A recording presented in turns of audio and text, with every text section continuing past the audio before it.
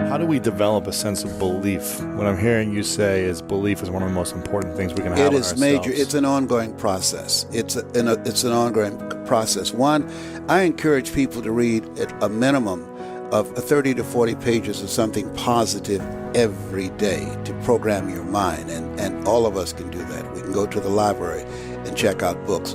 When I think about Og Mandino, who wrote The Greatest Salesman in the World, he was on the verge of committing suicide. Went to the library, read the book Think and Grow Rich, and his life turned around. So reading and programming ourselves, the reason that most people should do that, psychologists say that 86% of our self-talk is negative, and it goes undetected by the conscious mind. That's why we're taught, be ye not conformed to this world, be ye transformed by the renewing of your mind. Listen to recordings and things that are positive. Go on YouTube and find things that will begin to empower you. And minimize the distractions in your life. We have so many distractions. The weapons of mass distractions cause most people not to begin to live their lives from the inside out, but from the outside in. You know, there's an African proverb that said, if there's no enemy within, the enemy outside can do us no harm. Shakespeare said, the forte of Brutus is not in our stars, but in ourselves, and we are underlings. So you have to program yourself, or your mind will be programmed. The other thing is that have goals that's beyond your comfort zone, because in order to do something you've never done, you've got to become someone you've never been. You've got to become a risk taker. Viscott said, if you're not willing to risk, you can't grow. And if you can't grow, you can't become your best. And if you can't become your best, you can't be happy. And if you can't be happy, then what else is there? And the other thing is upgrade your relationships. You earn within $2,000 to $3,000 of your closest friends. You've got to look at the people in your life and ask, what is this relationship doing to me? There are many people, because of the toxic, negative, energy-draining people in their lives, they will never be successful, because those toxic relationships will compromise their power. There's a new term in psychology, in psychiatry, called relational illness. There's some people that can make you sick. Now, some people might say, Les, can we change them? No. It's a full-time job changing yourself. And there's some people that's so negative, they can walk into a dark room and begin to develop. Oh, behave. You're a little slow. That's all right. I heard it. I got it. I went to photography class in high school where we used to have the developing stations. They don't do that anymore. They don't do it anymore. No, yes. Polaroid. Yes. I like it, man. I'm curious about. I've been researching for the last couple of years about masculinity. This topic about masculinity and what it means to be a better man. I'm curious your perspective on what the definition of masculinity is to you. You know, you've had an interesting upbringing without a father figure. You're a father. I borrowed Mr. Washington. Gotcha. Yeah. And he was a good example. I read a book by Sidney Poitier called The Measure of a Man. To me, a man takes responsibility. A man provides and protects his family. A man builds a legacy. I saw an interview with Steve Harvey, and it was really powerful. He's great. He went to the hospital with a friend of his to visit his grandmother, who was hospitalized, his friend's grandmother. And so his friend's grandmother asked him, hey, do you know your great-grandfather's name? And so this young man said no. And she said, because he didn't leave you anything. If he had left you something, you would know his name. A good man leaves a legacy for his children and for his children's children. I'm a grandfather, and I'm a great-grandfather of 3 sons. So I'm building a legacy. My children are all involved in the business. And I believe that as a man, that you hold yourself to a higher standard, even though I have not always done that. When I was younger, I was a different person than I am now. I'm not wearing any crown. I'm like the lady who said, Lord, I ain't what I want to be. ain't what I'm going to be, but thank God I sure ain't what I was. Yeah, exactly. Yes, I have 10 children, 5 boys and 5 girls. When the Lord say, be fruitful and multiply, I took him seriously. You took advantage of it, That's yes. right. I'm a baby Christian. I haven't saved that long. A lady hugged me the other day. I said, I'm a baby Christian. Back up. Okay. and so you learn things, and you grow and you evolve. And my sons are very good fathers. I said, I wonder where you guys got that from. It's, come on, Dad, we got it from you. I said, well, I got a lot of flaws. I said, Dad, nobody's perfect, and we love you, just as you are, unconditionally. And so to me, a man has compassion, sensitivity. I'm very emotional. And you care, you love, and you feel that you want to live a life that has made some impact. Goethe said, don't ask what the meaning of life, ask what is the meaning of your life. And to me, a man desires to live a meaningful life. So many young people, young men today, because we live in an entertainment-driven culture, that they don't have a vision of themselves or what it takes to be a man. I studied Mr. Washington. He was one figure that I looked at, and how he held himself, how he spoke, how he dressed. And I said, I want to be like that when I become a man. I want to live my life in such a way that my mother would say, I'm proud of Leslie, that my children would say, I'm proud of you. Somebody asked me the other day, what has been your greatest accomplishment? You've won all the top awards in speaking. You've spoken to over 80,000 people in the Georgia Dome, 30,000 in Poland. What has been your greatest accomplishment? I said, when my children got together and said, Daddy, when you're in pursuit of the dream and all those special occasions that you miss, we were angry with you. But when we see what you have accomplished, we've graduated from college with no student loans. When we see the sacrifice, the price of what it takes to make a dream happen, and how you started with so little, we're so proud of you. And we want you to know that. That, to me, was the greatest achievement that I've had. I spoke about 3 weeks ago in Detroit, and my second oldest son, Patrick, was with me, and he said, you know what? You're a special guy. Wow. You're a special guy. For you to come in here and speak to these people and train, and they didn't pay you anything, and you spoke to them and gave them everything you had as if you had received a check. He said, you're a special guy. I admire you. When your children tell you they admire you, that to me is special. And they work with me and now love the work that I do, and they're taking it on. That to me is special. Yes. Is there anything that you wish you didn't do? Yes. I wish I had not waited 14 years. Somebody said, if you want to lose something, lose money. You can get that back. 8 out of 10 millionaires have been financially bankrupt. Walt Disney filed bankruptcy 7 times and had 2 nervous breakdowns. But don't lose time. There were 14 years I sat on the sideline. 14 years I said, I don't have an investor in me like Tony Robbins. 14 years that said, I don't have an MBA or a PhD, and I can't compete with these guys. I have the complexion of rejection. 14 years I silenced myself. Wow. And so I regret that, because there are some people that maybe if they'd heard my voice, they would not have turned to drugs. If they'd heard my voice, their lives would have taken a different direction. And I can't get those 14 years back. That haunts me, and I think that drives me when I speak with such energy. I'm trying to make up for that time, but I can't. Well, I feel like you're doing a pretty good job at it. Thank you. You're making a big impact. I'm curious, I don't know if anyone's ever asked you this or if you've already addressed this before. And I'm assuming your biological parents are probably passed. I'm Yes. assuming. Yeah. Maybe they've been still around. But if they were just happen to be here in the moment, and they happen to be standing in front of you, fully aware of everything, and realize that you are their son, Would you ever share anything with them or say anything to them that? You know what I wonder? It's interesting you should ask me that question, because I saw this thing on television about ancestry, and give them a swab in your mouth, Yes. and they can tell you Where you're from and all that.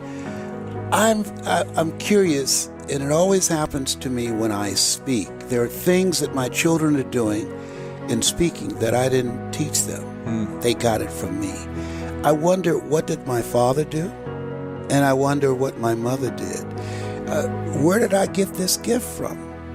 I don't know. I know that there are moments when I speak that it's not me. There's something that happens. There's some part of me that I know that's them.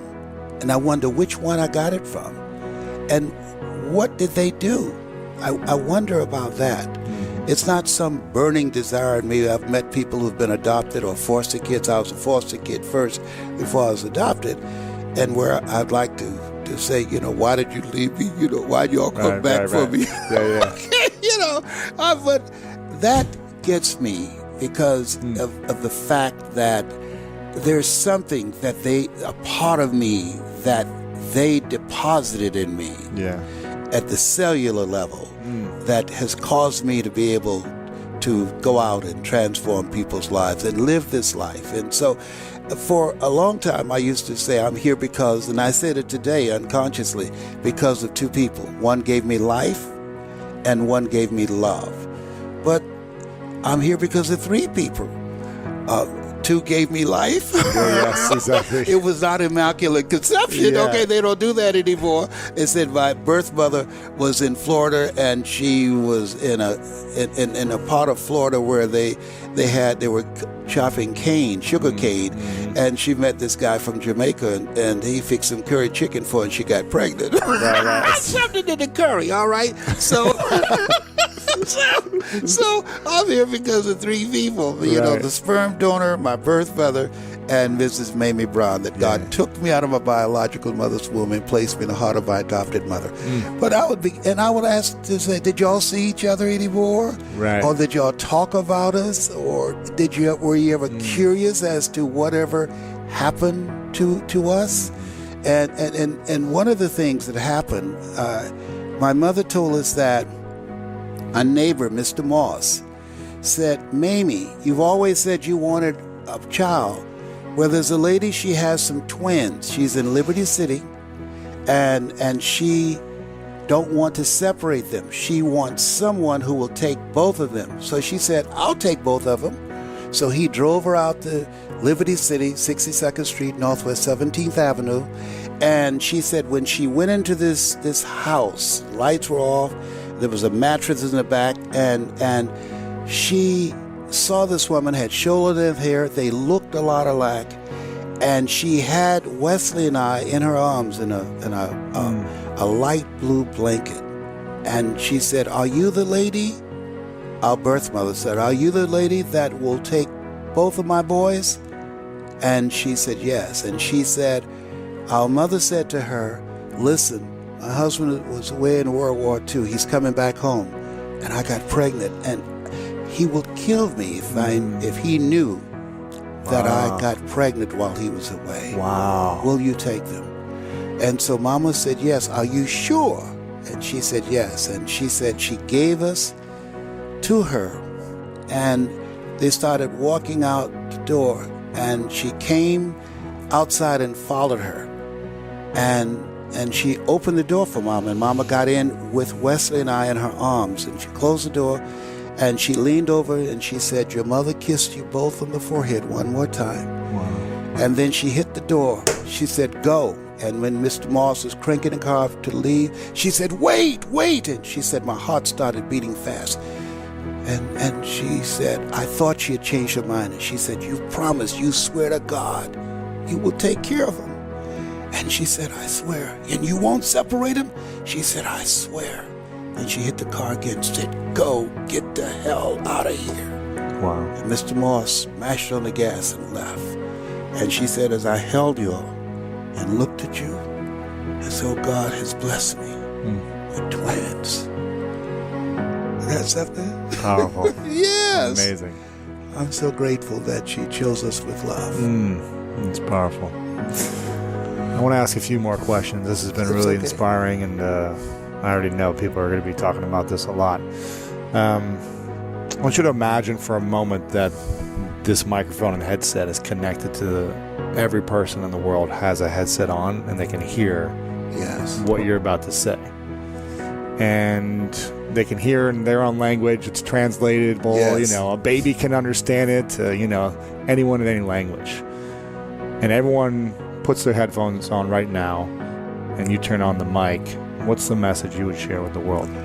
I do this in my training. I said, if you had a message to the world, I would say, you have greatness in you. I don't know you, but here's what I know based upon my own experience. You have greatness in you, that you have the ability to do more than you could ever begin to imagine. You have greatness in you, that as you think about yourself, I'm reminded of the words of Howard Thurman, who said, there's a presence in each and every one of us that waits and listens to the voice of the genuine in yourself. It will be perhaps the only God you will ever have or hear. And if you cannot hear it all of your life, will it be spent on the ends of strings that somebody else pulls. When you recognize your greatness, no one will ever pull your strings. You are different. You were created on purpose with a purpose to manifest that purpose through you. You are made in the likeness and image of God and been given authority and dominion over everything on the face of the earth. But you will never exercise authority and dominion over your life until you exercise authority and dominion over what you are not. Most people go through life living the lie that has been told about them. And we are encouraged, be ye not conformed to this world, be ye transformed by the renewing of your mind. Work constantly to renew your mind, to expand your vision of yourself, to hold a vision of yourself, living in the future, living a life of contribution. He said, I'll give you all your eyes can see. Greater is he that is in you than he that's in the world. There's something in you that's greater than your circumstances. There's something in you that's greater than the adversities that you're facing. Life is just like Forrest Gump said, a box of chocolates. You never know what you're going to get. In life, you're either in a problem, just left one, or headed toward one. You have greatness in you. That's my story, and I'm sticking to it. I like that one. That's a good story. What's the question you wish more people would ask you that would actually help create more transformation in the world with your answer? Who am I really? Who am I really? Dr. Carter G. Woodson, which I think is one of the most profound thinkers that I've ever read, and he said, if you can determine what a man shall think, you'll never have to concern yourself with what he will do. He said, if you can make a man feel inferior, you never have to compel him to seek an inferior status, for he will seek it himself. And if you can make a man feel justly an outcast, you never have to order him to go to the back door. He'll go without being told. And if there's no door, his very nature will demand one. And so we have to begin to ask ourselves, who am I?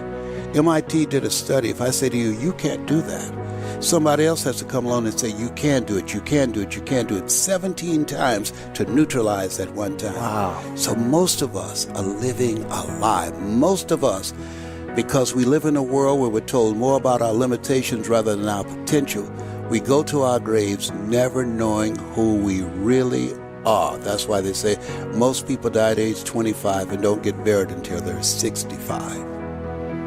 Who are you really? What is the thing you think about the most during the day?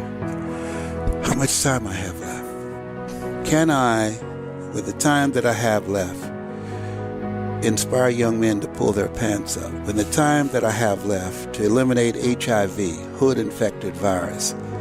The time that I have left, eliminate AIDS, addiction to incarceration and death syndrome? Can I, with the time that I have left, amplify and train and multiply voices of hope and create a better world? Do I have enough time to do that? I almost died a year ago, and I believe God gave me grace and we all have an expiration date. So I'm cranking it up at 72. I'm inspiring. working harder. Yes, that's what I want.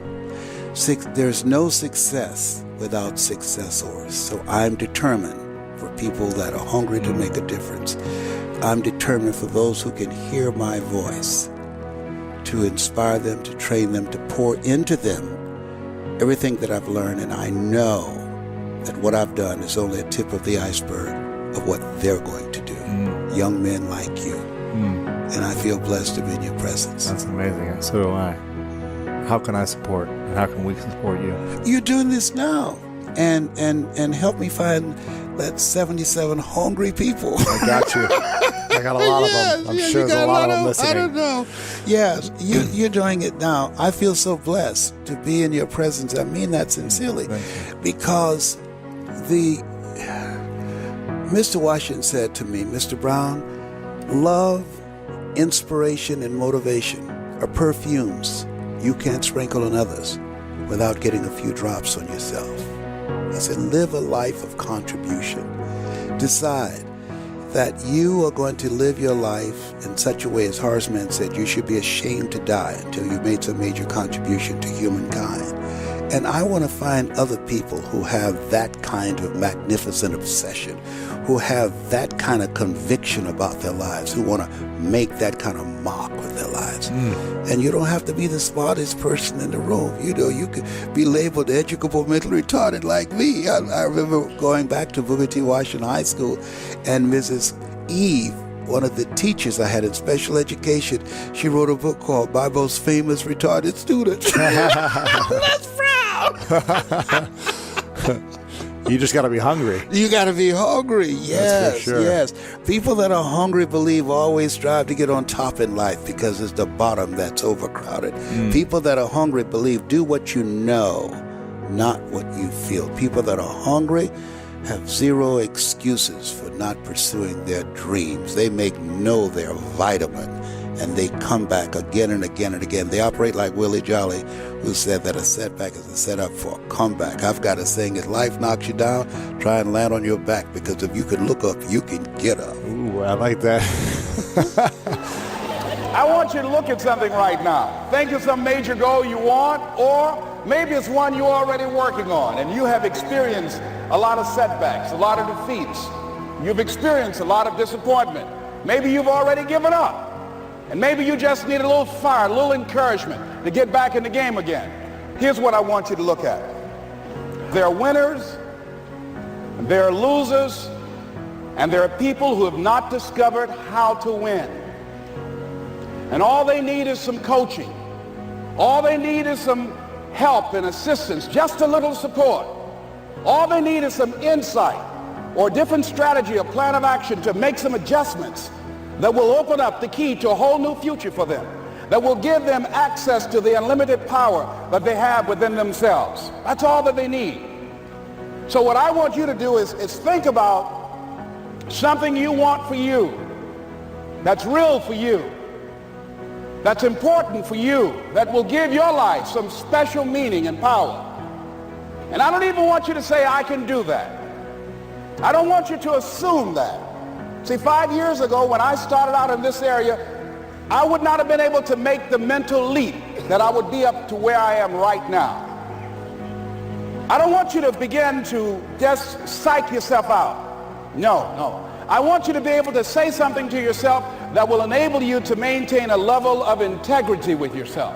That when you say this, even when you face tremendous setbacks, it will be a benchmark to keep you in the game, to keep you moving forward and experimenting and readjusting your strategy and your plan of action, continuously looking for ways to win. So what is that something? When you got an idea you want to move on, you might not have the money, you might not have the education, you might not have the support or the resources you need. What is that something that can keep us going, that will enable us to act on our dream? What's one of those keys that will begin to help us to discover the secrets to our dream? Here's what I want you to repeat after me, please, with power and conviction. Say, it's possible. That's all I want you to do when you look at your dream. Just say to yourself every day, it's possible. Just say that every day to yourself. It's possible. Because what does that do? See, it begins to change your belief system. See, the way in which we operate, ladies and gentlemen, it's a manifestation of what we believe, what's possible for us. Whatever you've done up to this point, all that it really is a duplication, it's a reproduction of what you believe subconsciously that you deserve and what's possible for your life. Most people operate out of their personal history, out of their memory, things they've done, things they've experienced, things they've seen, things that they have observed. What I'm suggesting that you operate out of a larger vision of yourself. I want you to see yourself doing what you want to do, experiencing what you want to experience, having what you want to have, doing what it is that gives your life some meaning and value. Operate out of your imagination, not your memory. Because whenever you look at where you want to go, I'm wanting to warn you, you will have some conversation back here after you go through the data that you've experienced in life saying you can't do it. And so what you want to begin to do is ignore that inner conversation. Well, most people, ladies and gentlemen, when something happens to them, what they do is they begin to believe that that's the way it is. That's the way it's always been. And they can't see the possibility of it being any different. Example, before April 1954, the common belief, the universal belief, because it had been tried again and again and again and people had failed, the belief was that man was not physically capable of breaking the 4-minute barrier, that he could not run a mile in less than 4 minutes. That was the belief on the planet. It had never been done. But here's what happened, ladies and gentlemen. Roger Bannister came along, and he broke the 4-minute barrier. Now here's what's significant about that. Since that time, up to this day, over 20,000 people have done it, including high school kids. What changed? 20,000 people, what changed? Here's what happened when they got on the track. They knew it had been done. And because they knew it had been done, there was a new belief about this barrier, about this goal that was unreachable. And those 20,000 people got in a race believing, knowing in their heart that someone had done it, that it's possible, that they could do it. And I'm saying that if you know anybody that had some goal, some dream, something they wanted to do, and they did it, then I'm saying that you know in your heart that if someone has done it, then you can do it. It's possible. And that if someone can make their dream become a reality, that it's possible that you can make your dream become reality. And so as you begin to look at where you want to go, beginning to embrace that, it's possible. I'm blessed and highly favored. I've got a lot going for me. I got some good stuff in me. And it's possible that I can bring my greatness out here in the universe. That I can do what I want to do. It's possible I can write my own book. I can have my own business. I can take the trip and travel around the world. It's possible. I can bounce back from adversity and reinvent my life. It's possible. Regardless of where I am, the things can get better for me. It's possible. I'm thinking about two men right here in Chicago who are fairly successful, similar background, educated. They worked for a corporation for many years, and they were among many people that were laid off. Two guys who were very good friends. One went out looking for a job for several weeks along with the other one, and they faced disappointment and rejection again and again and again. They couldn't find any work, which is the story of many people across this country. One guy stopped. He became discouraged. He stopped going. He stayed home looking at television, became very argumentative and toxic with his wife, drinking beer, getting on the phone, talking to his other negative, unemployed friends. And he just gave up. The other guy kept looking for a job everywhere he could go. Every time he could get an opportunity, kept asking people, networking, checking the newspapers every day. kept going everywhere he could, trying to find a job. You have too much education. You're overqualified. You won't be here long enough. He kept going. He kept going. He went to a place and said, look here, I tell you what, if you can't hire me, and I know you can use my talents, abilities, and skills, I don't want to sit home and do nothing. Just let me do some volunteer work. You don't have to give me anything, all right? I just want to work. I want to be busy. Guy said, okay, it's on you now, but don't expect me to give you anything. It's okay. This guy came in and worked. He was the first one there.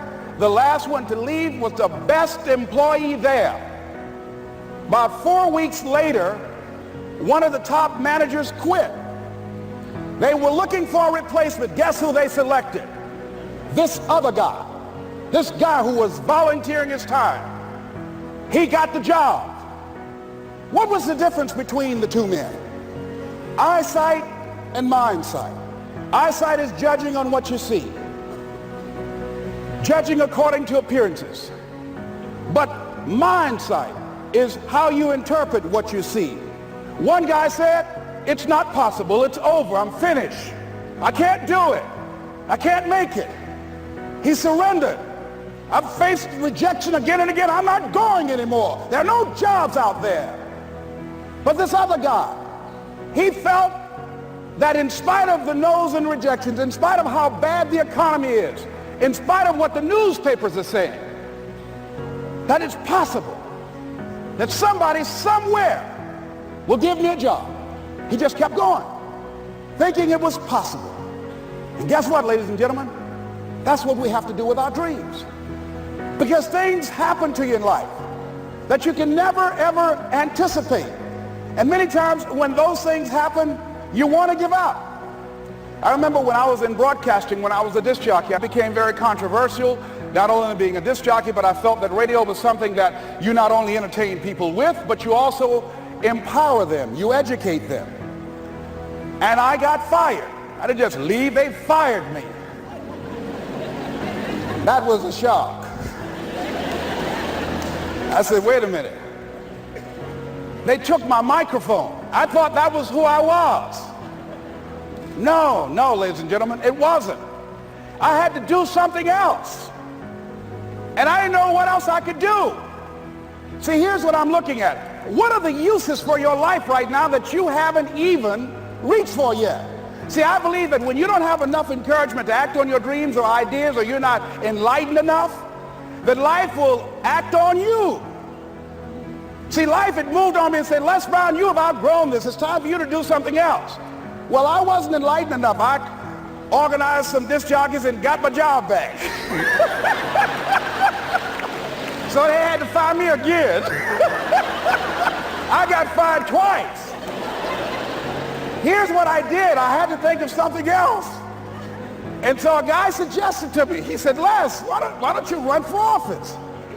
I said, man, I've never run for office. I've never known anything about how to operate in the political arena. I've heard encourage people to register to vote and get out to vote, but I don't know anything about politics. He said, neither do the people who run for office all the time.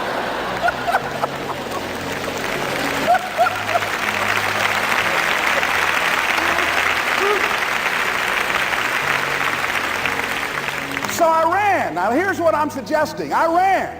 You got to do what you can where you are with what you have. I didn't have any money. I didn't know anything about the political process. I didn't even have any support. But here's what the guy told me. It's possible you could win. That's all I had. I was running against an endorsed candidate. He was an incumbent. He had the newspaper support, all of the leadership in the community, and I was challenging this guy. So I had a saying when I was on radio, stand up for what you believe in because you can fall for anything. And I would go door to door. I have my kids on one side of the street. I would be on the other, and I'd knock on doors. Hello, my name is Les Brown. Tell everybody I'm still standing. They get on the phone. Child, Les Brown was to my house today. You know the boy on the radio with the big mouth? Yeah, they fired him, honey. Say he's still standing. See, I'm saying just keep moving. Don't start feeling sorry for yourself. Don't spend time blaming and talking about what happened to you. See, whatever you talk about, that's what you multiply and expand in your life experience. So don't talk about stuff unless you want it to keep on happening to you, all right? So I got in that kind of action.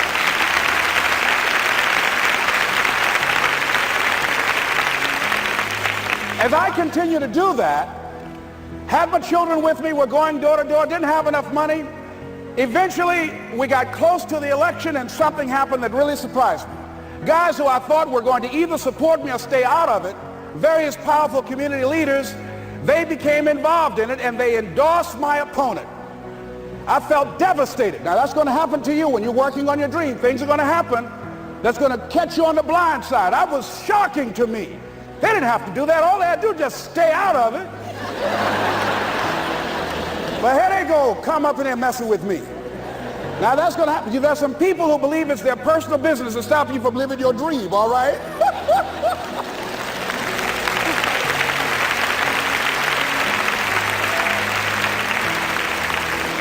But I didn't deal with that. You want to make your dream come true, you got to stay focused. Some people rather get even than get ahead. Stay focused on where you want to go. I just kept on doing what I was supposed to do. And so I was driving to the radio station. My opponent had over $20,000. I had less than $800. As I was in the radio station, the guy said, "You're going to make a commercial?" I said, "Yes." He said, "It better be a good one because that money can't go pretty far here." And I sat there in the middle control room and I was thinking. And here's what happens when you get still. Stuff will start coming. Something said, "Call your mama." You used to talk about your mother on the air all the time. Ask her to say a few words for you. That'll be a different kind of political spot. So I called my mama. And I had a gospel record playing in the background.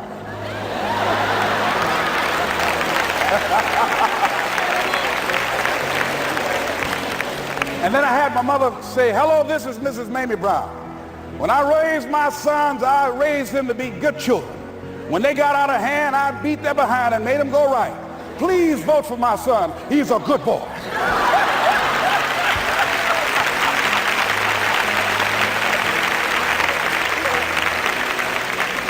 Usually in the state representative race, maybe 3,000 or 4,000 people will come out to vote in a primary.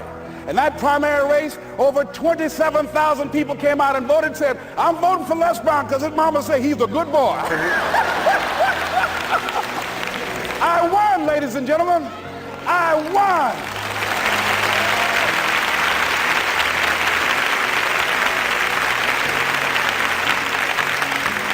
So you've got to be willing to stay focused, to be creative, to be relentless, because things are going to happen to you when you're working on your dream, when you get on track. I remember when I first got involved in speaking, one of the main things that speakers like to do is speak to a certain association that they have over 10,000 of their sales reps that come to this convention. And I was relentless. I kept saying, "It's possible. It's possible." See, what I want to let you know and set you up for, because you say it's possible, don't mean that you're not going to have any problems. That Murphy's Law ain't going to come and slap you side the head. Oh, Murphy going to come visit you. He's waiting for some of y'all out in the parking lot. Oh, you say it's possible. Okay, it's possible. You better get up. Well, I was working. I kept saying it's possible. They got other speakers on this program. I can be on that program too. I kept selling myself. I got all fired up. And I was calling them every day. And the lady finally said, "Mr. Brown, I tell you what, we want you to come in and talk to our sales executives. You got the kind of fire and guts that they want that will motivate them. And let me tell you something else. We want you to bring your motivational tapes. You're going to need at least $50,000 worth of tapes." I said, "Is that right?" "Yes, because they want to keep that drive alive." I said, "All right." I called the guy who duplicated my tapes. I said, "Don, how you doing? This is Les. Let me tell you, I got a major speaking engagement." I said, "Man, it's a speaker's dream. I need over $50,000 worth of product." He said, "Les, you don't have that kind of credit." I said, "I know, but Don, I can sell that. Just right after speaking engagement, I'll give you your money in 4 days." He said, "Are you sure, Les?" I said, "Yes, man, I got a major speaking engagement, and they told me to do it." He said, "Man, that's a big order. Let me talk with the lady with you." I said, "Hold on just a minute, man." Call the lady back. "Hello, Evelyn, how you doing? This is Les Brown. I got Don on the phone. What did you say? Do I have the speaking engagement?" "Yes, you do." And what else you suggest? Les, our people, they buy a lot of tapes. Your tapes are very popular among them. I'm saying bring at least $50,000 worth of tapes, Les. You'll sell everything you got and more. I said, "Did you hear that, Don?" He said, yes. I said, now, if anybody else has to make a decision, are you the final person? She said, I'm the final person. I will send you the contract. I want you. I said, you hear that, Don? He said, yes. I said, oh, ye of little faith. I said, duplicate the tapes, man. Hung the phone up. Well, he duplicated the tapes. 1 week came by. I'm checking the mail every day. No contract. I said, come on, Murphy, don't start nothing, man. Come on. Come on, man, give me a break. Come on, you know, this ain't fair. Come on, man. Give your boy a break. Come on. I talked to myself, you know. I didn't want to call him right now. 2 weeks passed by. Murphy said, don't you think you ought to call him? I said, okay. I called, I said, hello, this is Les Brown calling. How you doing, Les? I said, fine. I said, Evelyn hasn't sent my contract out yet. Any additional information you need? So, Les, you haven't heard? I said, no. I said, Evelyn died. I said, she died? I said, did she say anything about me?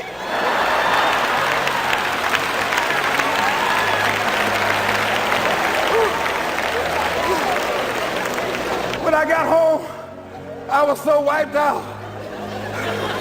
And Murphy was in the house waiting on me. Murphy said, is it possible you want to listen to some of your tapes?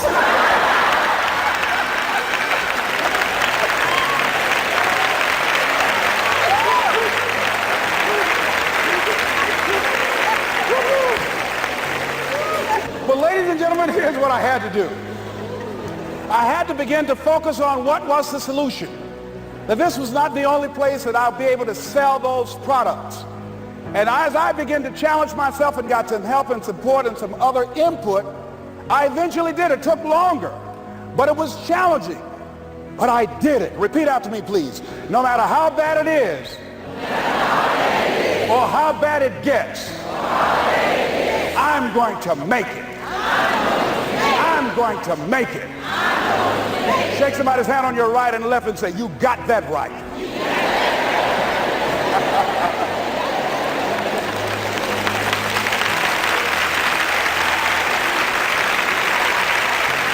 Repeat after me, please. It's possible. I can have my dream. I can get what I want. I must be creative and never give up. Here's a thought that I want you to dwell on. Are you ready? I am healthy. I'm rich in relationships. Healthy in my body. I am healthy. I'm rich in relationships, healthy in my body and my mind. Just say that constantly. In your body, in relationships, and in your mind. Yes, yes. Because when you start thinking, now here's what I did this morning. I talked to my superpower, my subconscious mind. I said, today is going to be the best day of my life. I'm going to do some exciting things. I'm going to help a lot of people today. Thank you, Lord, for using me as an instrument. Thank you for the miracles in relationships, in people, in ideas that's going to show up and lead me. All of life behind me. Now look, listen, follow me now. Look back and say, thank you. Look around. After you say, thank you, God, look around and say, praise God, I'm still here. And look at all these blessings looking at me, all these opportunities, these new relationships, people behind doors that I'm supposed to get into.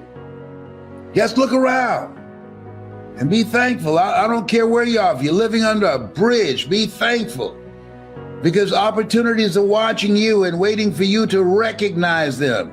Don't buy into opportunity knocks on every door. No, it stands by silently, waiting for you to recognize it. Look around, and you're going to start seeing opportunities. You're going to start seeing people that can help you. Look around, train your mind to see what you want it to see. Look around and thank God. Go within. Spend minimum 3 times a day seeking God. Seek ye first the kingdom of God and his righteousness, and all these things will be added unto you. And just say, thank you, Lord. Thank you. Thank you for giving me the power. Thank you for giving me the presence of mind. Thank you for giving me the opportunity to be your instrument. And look ahead and follow God. Look around, thank God, look around, praise God, go within, seek God, look ahead and follow God. Speak, Lord, thy servant heareth thee. You're going to get ideas. You will be led. Things are going to happen. You say, whoa, look at God. Yeah.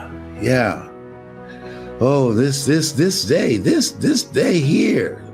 I want you to think about your golden dream, and I'm going to work with you to make it happen. Where 2 or 3 are gathered in my name, and I will be among you. What do you mean by that? Spirit. The spirit of winning will be with you. The Spirit of God will be with you. There's a presence, there's an energy that will be with you as you make choices. As you have this mindset, this spirit of optimism, that good things, great things about to happen to me. Call forth those things that be not as though they were. Listen to me. Listen to me. This is the best and the first day of your life. Think about it and marinate in that. Have a spirit of optimism in the belly of challenges and adversities, in the throes and the embrace of all types of disadvantages and challenges that have come your way to take advantage of you, to rob you of your peace, your love, and your harmony. In the midst of all that, say, I know God is real. In the midst of all that, I know he's still here. He is real. I might be on the verge of being foreclosed on or going through an eviction or set my stuff out on the streets, but there's a mansion waiting for me to occupy. And I'm standing on that. Hold a vision of what you see. Hold a vision. Discipline yourself. Faith, not tested, can't be trusted. You're only being tested. This is your time. This is your time. When I review my life, everything I achieved, it was coming out of an adverse situation. Adverse situation. And had I not been fired from radio, I would have never became a state legislator. Everything that when I look back, some things happened to you, but really, they meant it for evil. God meant it for good. It really happened for you.